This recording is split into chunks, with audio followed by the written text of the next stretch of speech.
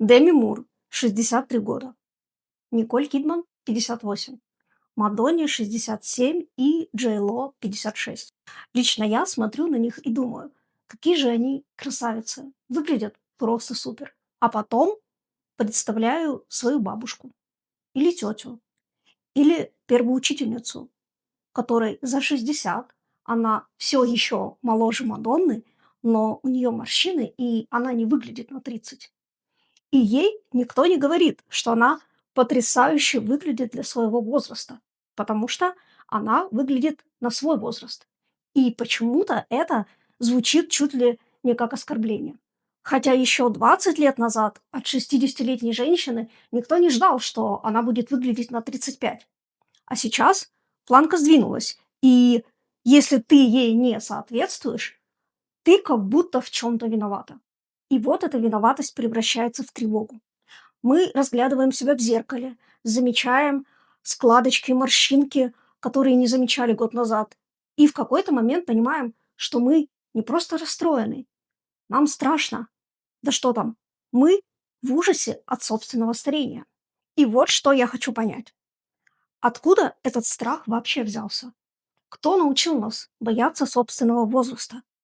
И можем ли мы рассеять эти дурацкие чары? Можем ли мы вообще в 26-м году просто жить, стареть и не оправдываться за это? Давайте разбираться. Этот выпуск первый в обновленном формате канала. Раньше он назывался «Это кринж», и мы решали, что кринж, а что норм. Но в какой-то момент я поняла, что самое интересное это не в том, кринж что-то или нет, а в том, почему мы все одновременно делаем одни и те же странные вещи. Боимся одного и того же, стыдимся одного и того же. И к тому же некоторые темы, они вообще не про кринж, а скорее про тревогу, которую мы привыкли не замечать, либо отворачиваться от нее. И страх старения как раз одна из таких тревог. Поэтому я хочу зарываться в расследования, научные данные и препарировать наши коллективные баги, чтобы в конце концов мы могли одержать над ними власть, а не они над нами. Так что добро пожаловать на канал «Что с нами не так?». Меня все так же зовут Ксюша. Подписывайся и погнали. Что с нами не так?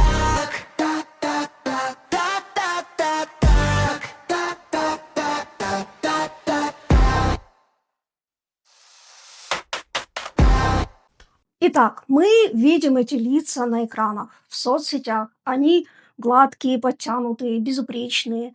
На них очень приятно смотреть. И с одной стороны, мы ими восхищаемся, а с другой, они вызывают какую-то тревогу.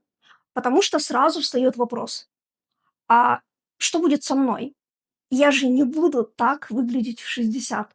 У меня нет личного дерматолога, армии косметологов, хирургов и бюджета маленького государства на все эти процедуры. Эти женщины профессионально занимаются своей внешностью. У них буквально такая работа– круто выглядеть. И вот мы все обнаруживаем себя за изучением лимфодренажных прыжков и масок с коллагеном и прочим. Потому что в соцсетях тебе уже полгода намекают, что если ты не начала сохраняться вчера, завтра будет поздно. Тут давайте притормозим, потому что дело вообще не в косметологии. Каждый сам решает, превращать себя в бьюти-проект или нет. Мы тут не полиция красоты. Вопрос в другом. Почему нам так страшно стареть? Потому что кажется, что это глобальная эпидемия такой тревожности, особенно среди женщин. И наше лицо становится главным полем боя. Давайте посмотрим на масштаб этого боя. Итак, рынок анти-эйдж продуктов. Это все, что обещает тебе вечную молодость и красоту. В 2024 году оценивался примерно в 52 миллиарда долларов. И к 2030 по прогнозам он вырастет до 80 миллиардов долларов. По оценкам разных брендов, каждая третья женщина до 35 уже пользуется антивозрастной косметикой. До 35. Я напомню, что ВОЗ в прошлом году увеличила возраст молодежи до 45. Также, по оценкам, средняя женщина за свою жизнь может потратить на индустрию красоты от сотен тысяч до примерно четверти миллиона долларов. Это если сложить уход, косметику, процедуры и прочее поддержание внешности. Да, эти цифры по штатам, но это не значит, что тенденция в других странах другая. Просто у нас есть хорошие цифры и статистика по штатам. Это все не про то, что девочки любят крема. Хотя некоторые девочки, безусловно, любят крема. Но дело в том, что общественные нормы не разрешают нам их не любить. Вот, пожалуйста, исследование Pew Research. Когда людей спрашивают, что они больше всего ценят в женщинах, на первое место они ставят внешность. И если на секундочку забыть о праведном гневе, который вы тоже почувствовали, давайте вдумаемся в это. Привлекательность в современном мире – это реальный капитал. Она конвертируется в карьеру, в деньги, во внимание. И если общество оценивает тебя в первую очередь по внешности, то терять ее страшно. И это не заморочки поверхностных девиц. Это рациональный расчет. Смотрим дальше. Эйджизм, то есть возрастная дискриминация, это тоже не что-то абстрактное из повесточки. Опрос Евробарометр 2023 показывает, что почти каждый второй европеец считает, что эйджизм – повсеместное явление, и больше половины считают, что возраст ставит их в невыгодное положение при найме. И вот еще одна цифра. Люди, которые воспринимают старость как катастрофу, живут в среднем на 7,5 лет меньше, чем те, кто относится к ней спокойно. 7,5 лет. Для сравнения, курение сокращает жизнь примерно настолько же. При этом среди пациентов косметической хирургии риск суицида повышен от 1,5 до 4,2 раз по сравнению с общей популяцией. И больше половины пациенток, у которых были осложнения после процедур, имеют в анамнезе депрессию, дисморфическое расстройство или посттравматический стресс. Это не значит, что косметология вызывает депрессию. Это значит, что большая часть людей приходит к косметологу не за красотой, а за спасением от тревоги. Но косметические процедуры тревогу не лечат. Страх старения – это эпидемия, а эпидемии не берутся из ниоткуда. Значит, есть источник заражения.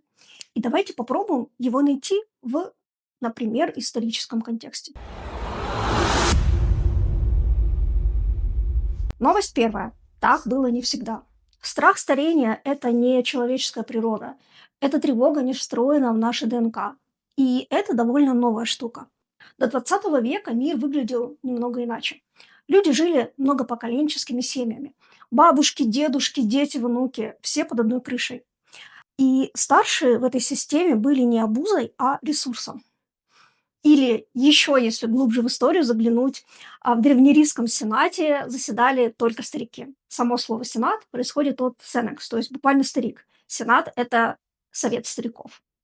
Конфуций, по которому почитание старших – это основа всей этики. У коренных народов Америки, Африки, Австралии старейшины хранили знания. Они принимали решения, они передавали традиции. И старость, она не была проблемой. Она скорее была ресурсом. А потом что-то изменилось. И это что-то – это не один момент, а скорее три силы, которые сошлись в 20 веке и создали такой идеальный шторм. Сила первая – урбанизация. 1920-е. Первая мировая закончилась. Мир выдохнул, и молодежь впервые в истории сказала, что мы не хотим быть как наши родители. Появилась первая настоящая молодежная культура – флэперы с их короткими стрижками, короткими юбками, танцами до утра. Но самое важное происходило не на танцполах, а на заводах. Индустриализация вытолкнула тысячи людей из деревень в города, и молодежь оказалась физически изолирована от старших. Раньше ты каждый день видел бабушку, деда, соседку, старушку, а теперь тебя окружают ровесники.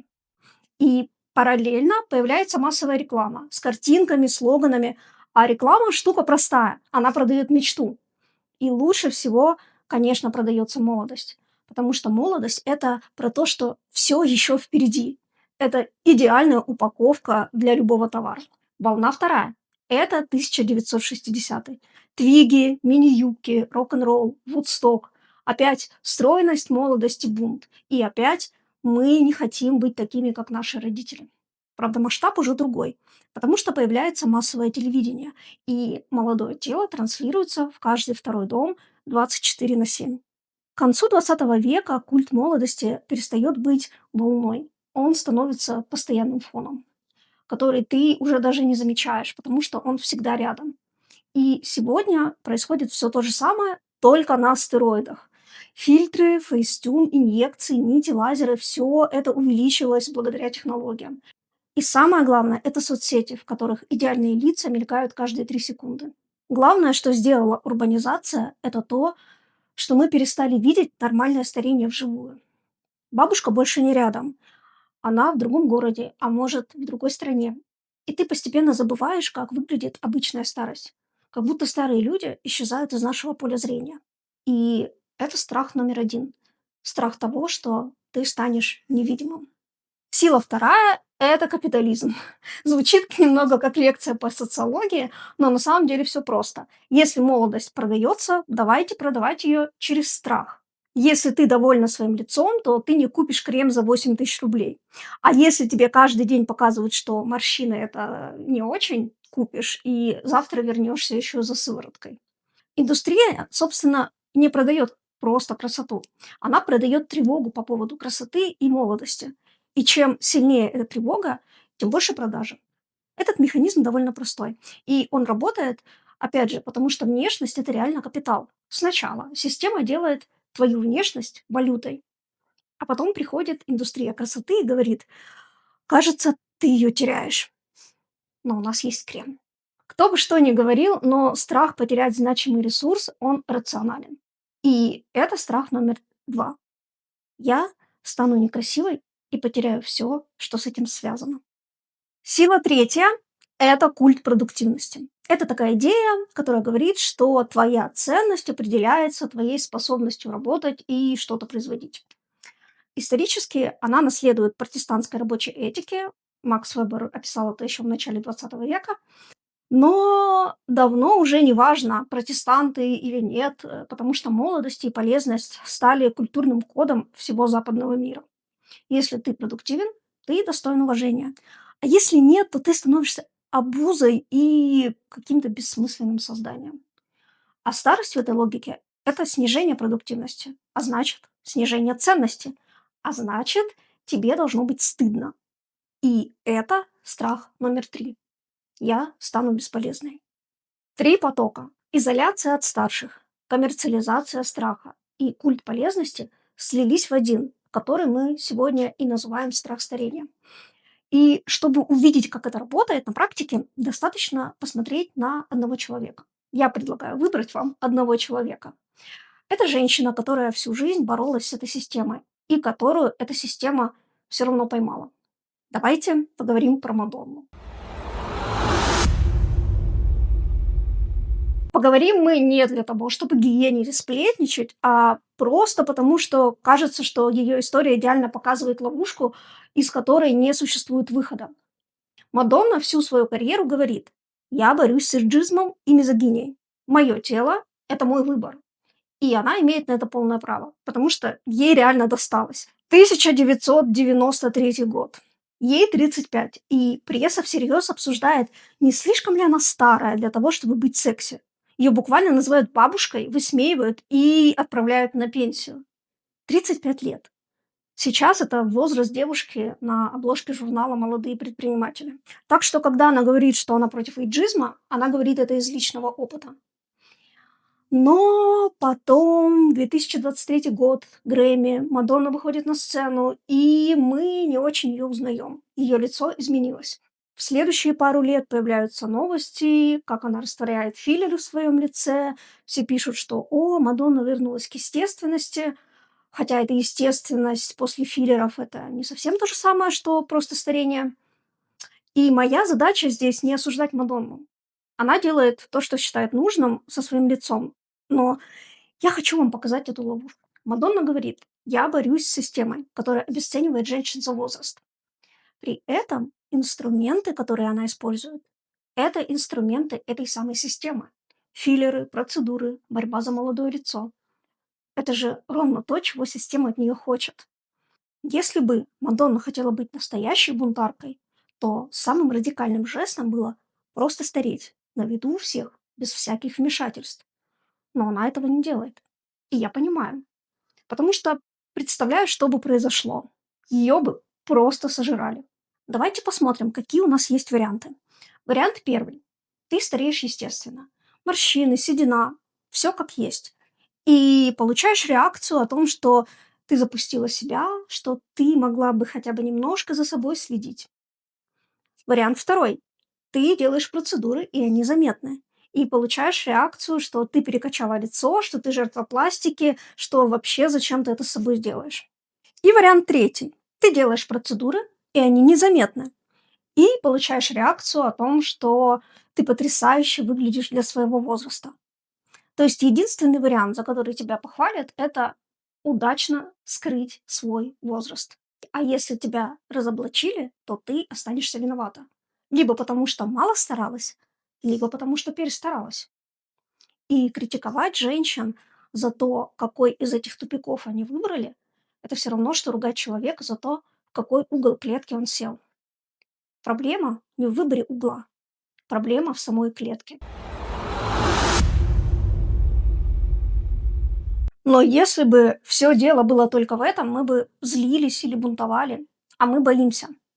Потому что под этими тремя страхами — стать невидимой, потерять капитал и стать бесполезной — лежит кое-что еще. И это кое-что еще, оно не про рынок и не про культуру. Оно про нас самих. Все, что мы разобрали до этого, это внешние факторы. Это то, что с нами сделали. Но давайте копнем глубже и поговорим про то, что мы сами с собой делаем.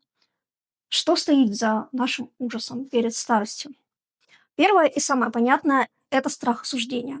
Это подкорковый первобытный страх, который с нами с самых древних времен и который мы не можем просто игнорировать.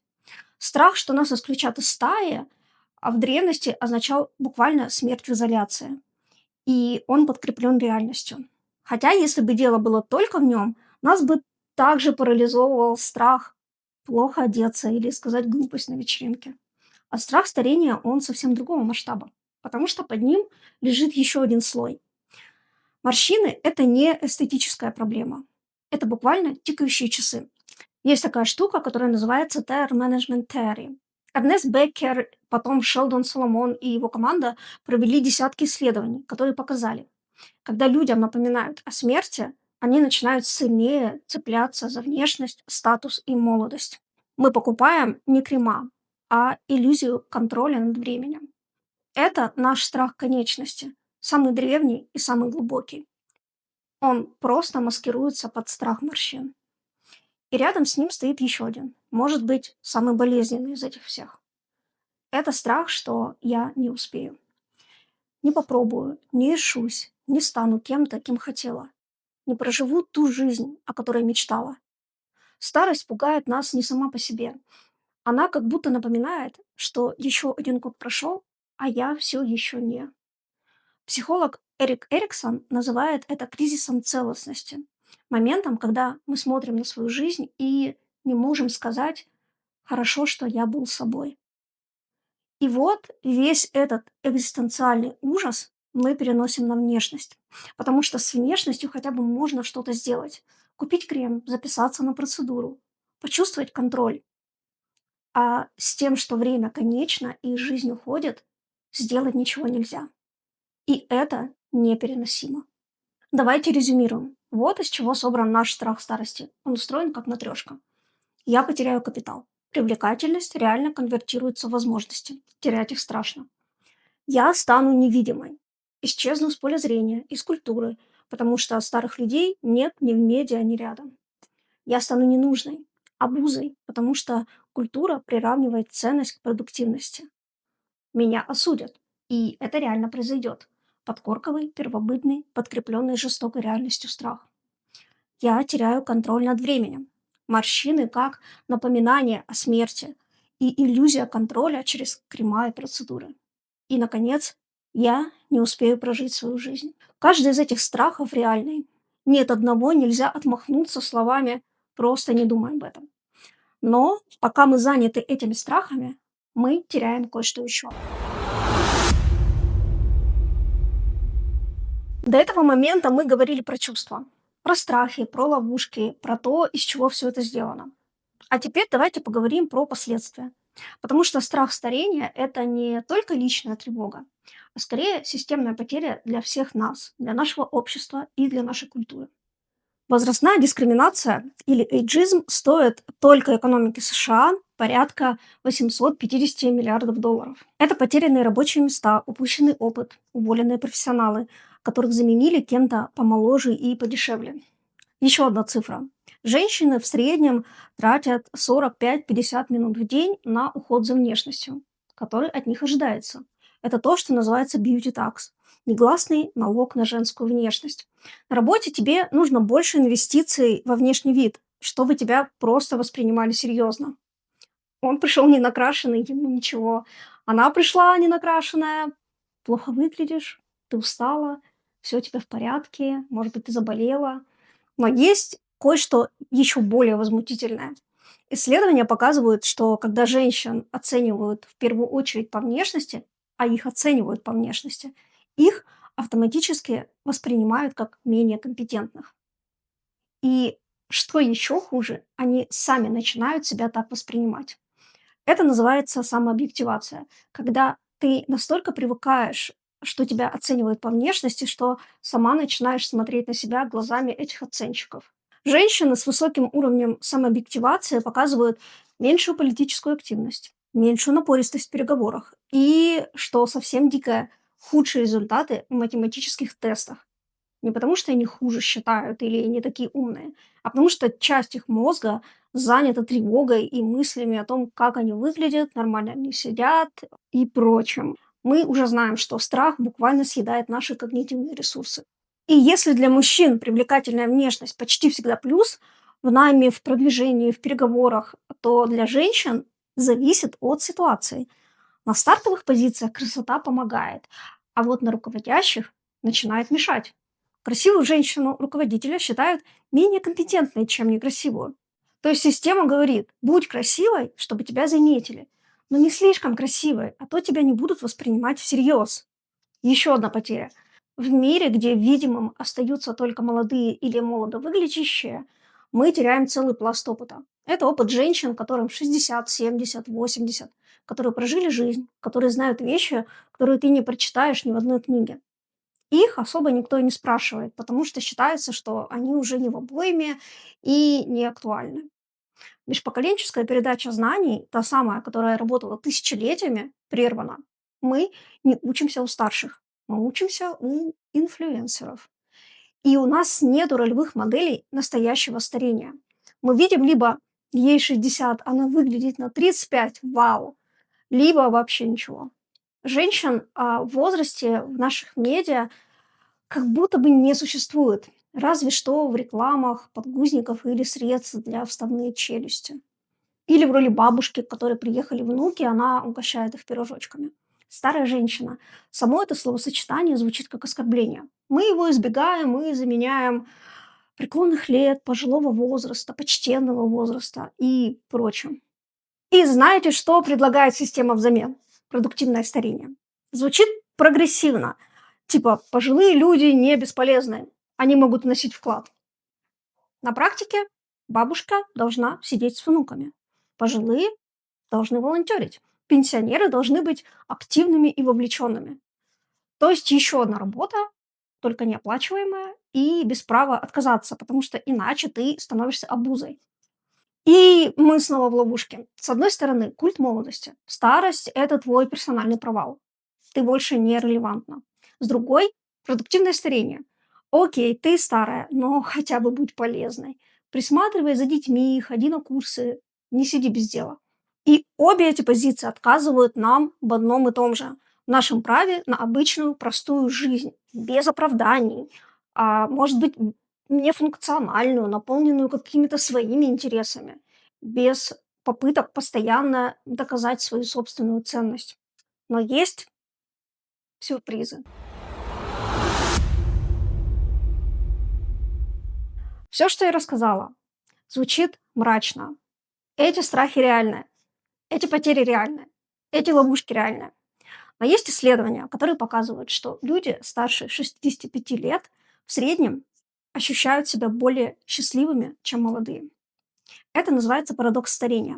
И он подтвержден довольно-таки большим количеством исследований. Например, психолог Лора Керстенсон из Стэнфорда изучает это десятилетиями. Люди в возрасте находят больше радости в простых вещах. Они более избирательны в отношениях. У них меньше друзей, но эти друзья ближе. Они меньше гонятся за чем-то экстраординарным, навязанным обществом. И они больше ценят то, что у них есть. И, вопреки всем стереотипам, они часто когнитивно не ущербны. Да, скорость обработки информации снижается, но опыт, который копился десятилетиями, и знания, и эмоциональный интеллект это компенсируют с лихвой. То есть мы панически боимся периода жизни, который, по данным исследованиям, один из самых лучших. Люди после 60 счастливее не потому, что у них все получилось, и не потому, что они стали полезнее для общества, а просто потому, что они в какой-то момент перестали воевать со временем. Мы цепляемся за молодость, потому что боимся смерти. Но в какой-то момент у людей происходит переключение. Осознание конечности перестает парализовать и начинает освобождать. Когда ты понимаешь, что время ограничено, ты перестаешь тратить его на ерунду, на людей, которые тебе не подходят, на работу, которая тебя убивает, на доказывание чего-то и кому-то. Эриксон, опять же, называет это целостностью эго, когда ты можешь посмотреть на свою жизнь и сказать, да, это была моя жизнь, и хорошо, что я была собой. Следующий страх – страх, что я ничего не успею. Что с ним? Вера Вонг начала делать свадебное платье в 40 и стала одной из самых известных дизайнеров мира. Джуди Денч получила свой Оскар в 65. Тони Моррисон первый роман опубликовала в 39. Нобелевку получила в 62. Анна Мэри Робертсон Мозес, бабушка Мозес, начала рисовать в 78 и стала одной из самых знаменитых американских художниц. Это не исключение. Это еще одна закономерность, которую мы не видим, потому что культура показывает нам только успехи молодых людей. Мы уверены, что если мы не успеем к 30 или к 40, то все пропало. Но данные показывают обратное. Например, знаете ли вы, что пик профессионального развития и карьеры у голливудских сценаристов приходится на 62 года? Еще классные примеры женщин, которые бросили вызов этой системе и своим собственным страхам. Они посмотрели на все это, на эту бесконечную гонку за молодостью и решили, что они просто выйдут из этой игры. Памела Андерсон, 57 лет, выходит на красную дорожку полностью без макияжа. Она буквально десятилетиями была символом определенного стандарта красоты. И она просто выходит и говорит, ребята, анти-эйдж – это ложь. Мы в любом случае стареем. Или Джейми Ли Кертис, 65. Она открыто говорит, что она про-эйджинг, не анти-эйдж, а про-эйдж. И активно критикует индустрию, которая продает женщинам ненависть к собственному лицу. Еще одна прекрасная женщина, Джастин Бейтман, 57 лет. Она написала книгу «Фейс» про свое лицо и про то, как индустрия убеждает женщин стыдиться того, что на них буквально, на их лицах написана их жизнь. Окей, парадокс старения показывает, что люди после 65 счастливее. Лейтблумеры показывают, что время не заканчивается в 40. Памела, Джейми Ли, Джастин показывают, что из этой ловушки можно выйти. Чем они все отличаются от всех нас, кто все еще продолжает бояться? Они отпустили необходимость доказывать свою собственную ценность. И на самом деле все эти три силы – капитализм, изоляция, культ продуктивности – отняли у нас право на бесполезность, на медленность, на какой-то свой ритм жизни, на то, чтобы ничего, может быть, не производить, на то, чтобы мы могли просто жить не для кого-то, не ради функции, а довольно-таки бесполезно. И само это слово звучит как обвинение. Бесполезное. Попробуйте произнести его без стыда. Исследователи досуга, да, существуют такие люди, пишут, что настоящий отдых требует двух вещей – выбора и контроля. Когда ты сама решаешь, что делать, и сама контролируешь свое время. И Это та роскошь, которую наша культура у нас отбирает. Просто прожить свой день, не задавая себе вопрос, что полезного я сегодня сделала. И женщины исторически никогда не имели полноценного права на досуг. Корзины с бельем, дети, ужин, уборка. Вечно нет времени на пианино, даже если оно стоит в соседней комнате. Эти дела, они никогда не закончатся. И в старости эта схема не ломается, она только усиливается. Потому что теперь ты не просто должна быть полезной, а ты должна доказывать обществу, что старость тебя не сломала, что ты активная, вовлеченная, не обуза, классная бабушка. Но что если альтернатива– это не продуктивная старость и не жалкая старость, а это право на свое собственное время без необходимости оправдываться? Возможно, это и есть та самая точка свободы, которую можно достичь. И, возможно, мы боимся именно ее, потому что мы не привыкли сами распоряжаться нашим собственным временем. Мы разобрали историю, систему, ловушку, мы препарировали страхи и увидели, из чего они сделаны. И, возможно, сейчас у вас ощущение, окей, все прекрасно, что дальше? И я не скажу просто перестаньте бояться. Это совершенно бесполезный совет. Но теперь мы знаем, из чего мы сделаны наши страхи. Мы знаем, что они не монолитные, что они разбиваются на части, и с каждой из этой частью можно работать. Если твой страх, что ты станешь некрасивой, делай со своим лицом что хочешь. Колешь ботокс– ок, не колешь– ок, красишь седину– окей, не красишь– тоже окей. Проблема вообще не в твоем решении, а в том, что любое решение тебя заставляет обосновывать. Поэтому спроси себя, ты это делаешь из «мне нравится» или «я боюсь». Это две разные вещи, и ответ должен быть только твой. Страх второй про выбор и осуждение. Оно реально. Его не нужно отрицать, и ты столкнешься с ним. Но полезно посмотреть, кто конкретно тебя осуждает. И спросить себя, а мнение этих людей, оно правда определяет мою жизнь? Иногда ответ «да», и это честный ответ, а иногда «нет». И это еще один классный выход. Третье. Если твой страх «я не успею», то единственный ответ на него– перестать бороться со старением и начать жить так, как хочешь прямо сейчас. Не после того, как похудеешь, не после повышения, не после идеального момента, потому что его не будет. Лейт-блумеры доказывают, что времени у нас больше, чем нам кажется. И четвертое– это ролевые модели. Исследования говорят, что главные ролевые модели старения для нас– это не звезды, а это семья. Около 60-70% людей формируют свое отношение к старости через своих близких. То есть не Деми Мур, не Николь Кидман, а через бабушку, через маму, через тетю, через своих соседок. То есть тех женщин, которых ты видишь вживую, а не через какие-то фильтры в соцсетях, которые громко смеются, ходят в своем темпе и не извиняются за свои морщины. Есть ли у тебя такие люди? И если есть, посмотри на них еще раз внимательно. Помнишь цифру? Положительное отношение к старению прибавляет тебе 7,5 лет жизни. Это не аффирмация или позитивное мышление, это данные исследований. И положительное отношение– это не «Ура, я старею!»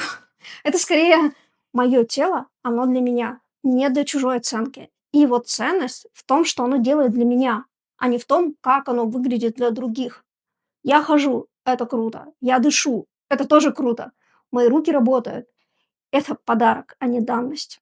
И на уровне культуры нам нужно больше видимости обычных женщин в возрасте. Не отфотошопленных, не потрясающе выглядящих для своего возраста, а обычных, живых, счастливых, с морщинами и со своими историями. Нам нужно перестать хвалить женщин фразой «хорошо выглядишь для своего возраста».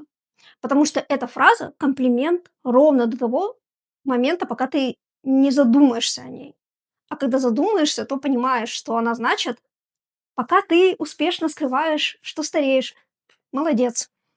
Нам нужны истории женщин в возрасте, которые живут для радости, а не для пользы. Которые путешествуют, рисуют, скучают, читают, ничего не делают. И им за это не стыдно. И нам нужны межпоколенческие связи. Потому что пока мы живем в мире, где 25-летние не общаются с 65-летними, мы теряем что-то очень важное. Молодые теряют опыт, старшие теряют видимость. И все вместе мы теряем ощущение, что старость– это нормальная часть жизни. Это не приговор. Мы все через нее пройдем. Нету никаких шансов, что мы не пройдем через нее. Напоследок давай вернемся туда, откуда мы начали. Дэми Мур, Мадонна, Николь Кидман, Джей Ло. Мы смотрим на них и говорим, что они потрясающе выглядят. И это правда. Они реально потрясающе выглядят. Давай остановимся. Дэми Мур, 63 года. Я даже не знаю, сколько лет карьеры. Снялась в десятках фильмов, была одной из самых высокооплачиваемых актрис Голливуда. И все равно главное, что они говорят все эти годы, это то, как она выглядит. В 25, в 40, в 63. И первое, что мы говорим сейчас, потрясающе выглядит для своего возраста. Не что она сделала, не что она пережила, не кто она, а как она выглядит в 63. И мы делаем это не потому, что мы плохие люди, а потому что нас так научили. Эту оптику мы приняли так давно, что мы перестали ее замечать. И проблема не в ботоксе, филлерах, кремах, пластической хирургии. Каждый делает, что хочет со своим лицом, это не обсуждается. Проблема в том, что у нас нет образа старости, который не нужно оправдывать. И пока это так, мы все будем бояться. В 28 гуглить превентивный ботокс. В 45 паниковать. В 60 извиняться за то, что мы все еще здесь. Селебрити находятся на виду у всех нас. Но мы все находимся в одной ловушке.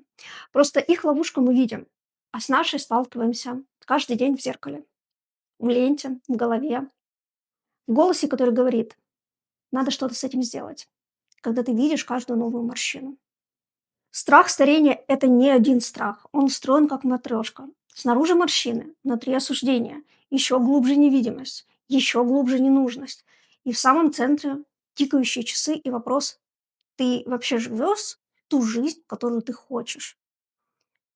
И люди, которые перестали бояться старости, они не нашли какой-то волшебный крем. Они нашли кое-что получше. Свободу быть собой и ни перед кем не оправдываться. Мы первое поколение, которое массово доживет до 80 и 90. У нас есть время, которого не было ни у кого до нас. У нас есть шанс, которого не было ни у кого до нас. Переписать то, что значит быть старым. Что это значит? Я не знаю ответ. Пока не знаю.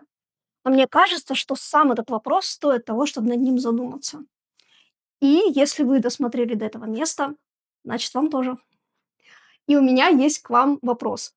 Кто ваша ролевая модель старения? Не знаменитость, а реальный человек. Кто-то, кого вы знаете лично. Кто показал, что стареть– это нормально. Что можно быть классным в 60, в 70, в 80.